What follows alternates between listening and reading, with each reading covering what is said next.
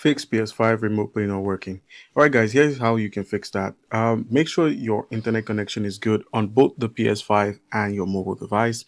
That is, if you're playing off of a phone. If you're playing off of a laptop, make sure the internet connection is good as well. And now also enable remote play on the PlayStation 5. Once you have enabled remote play, you could just simply go into settings, click on remote play and enable it.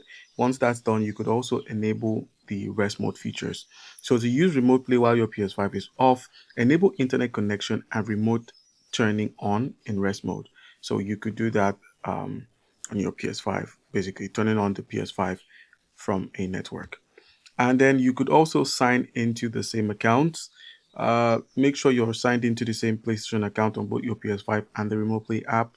Update the Remote Play app at least to the latest version to avoid any bugs, and also restart everything. So if it's not working, restart your PS5, your phone, or your PC. And you could also do the same with your router to fix any internet connection issues. And then you could simply check for network restrictions because some networks block the remote play. So try switching to a mobile data or Wi-Fi network. So make sure you're on that. And then you could also reduce resolution for stability. This is a suggestion.